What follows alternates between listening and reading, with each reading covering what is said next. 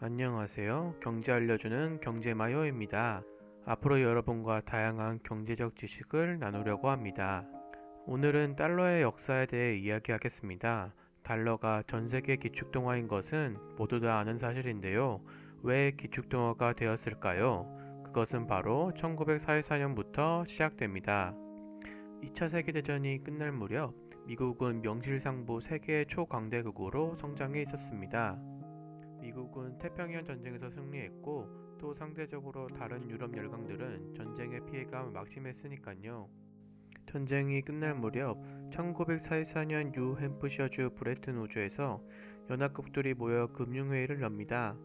초강대국으로 부상한 미국에서 금융회의를 연다니 미국 위주로 화폐 체제가 바뀌는 것은 당연한 수순이었습니다. 미국은 당시 금의 70%를 보유하고 있었는데요. 경제적, 군사적 강국이었기에 역사상 가장 부유한 국가가 그랬듯 미국도 기축통화의 지위를 얻게 됩니다.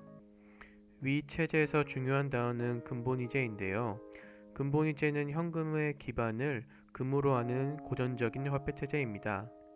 금 1온스를 미화 35달러로 고정한다는 내용이 가장 인상 깊죠. 달러가 곧 금의 대리임을 천명한 셈입니다. 이때부터 달러는 금태환을 실시하는데요. 금태환이란 현금을 가지고 오면 금을 바꿔준다는 뜻입니다. 다른 나라의 통화는 금으로 바꾸기 위해선 우선 자국 통화를 달러로 바꾼 뒤 미국 정부에 가서 금으로 바꿀 수 있었습니다. 때문에 각 나라는 달러의 보유가 곧 금의 보유였기 때문에 일정 수량 이상 달러를 소유해야 했습니다.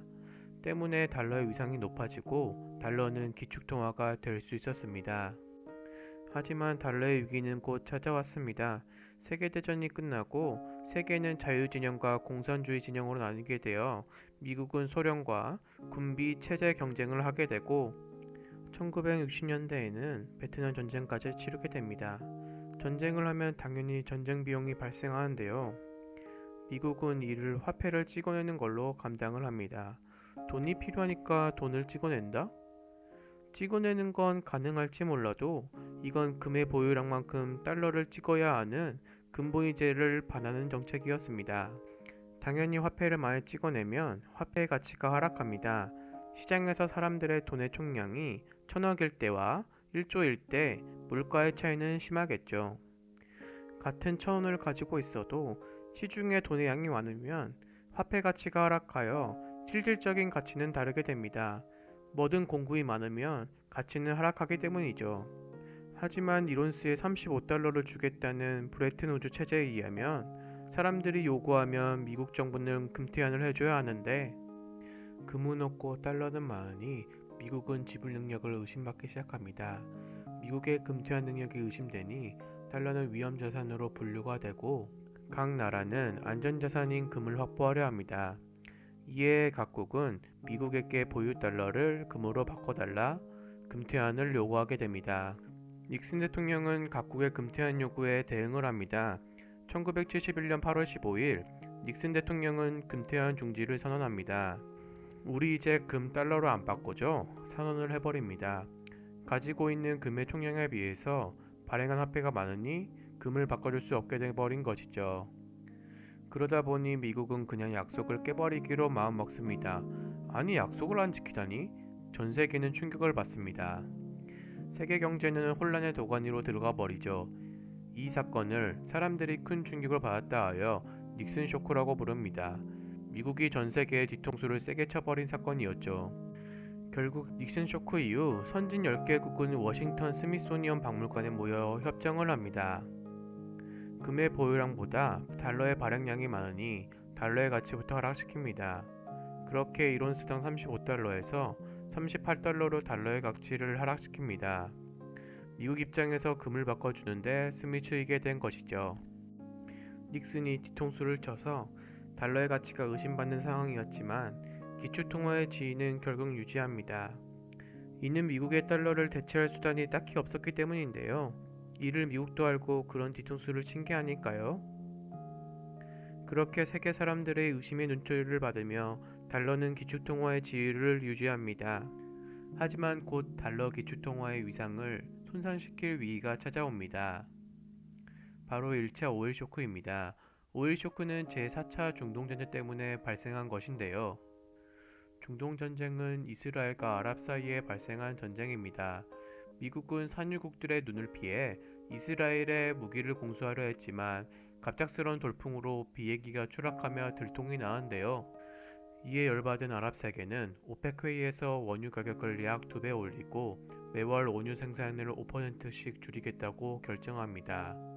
당연히 원유의 생산까지 줄이겠다고 하니 공급과 수요의 법칙에 의해 석유값은 치솟고 물가는 상승합니다.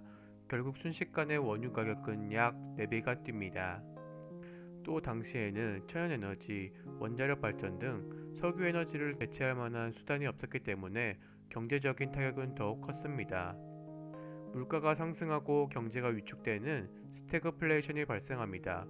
날이 갈수록 물가가 상승하면 화폐를 사람들이 보유하려 할까요? 아닙니다. 현금을 보유하려 하지 않고 빨리 물건을 사려 하겠죠. 즉 사람들이 달러를 보유하려 하지 않는 현상이 발생합니다. 이는 곧 달러 가치의 하락을 의미하죠. 치솟는 물가에 달러의 가치는 하락하니 기축통화로의 위상을 유지하고 싶던 미국은 신의 한 수를 둡니다. 당시 헨리 키시저 장관은 사우디와 밀약을 하는데요. 정말 신의 한 수였습니다. 바로 오펙의 맹주였던 사우디와 앞으로 석유 결제는 달러로 해달라 약속한 것입니다.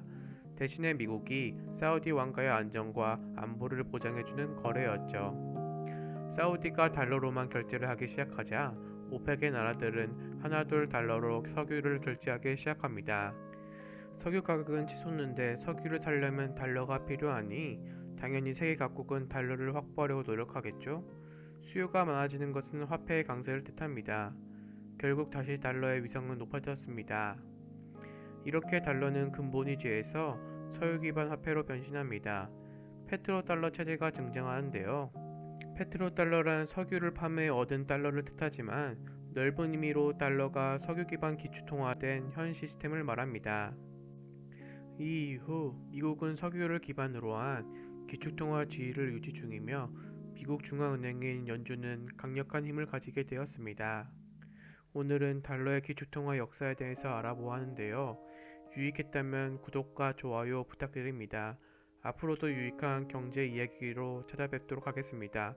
다음에 만나요. 안녕.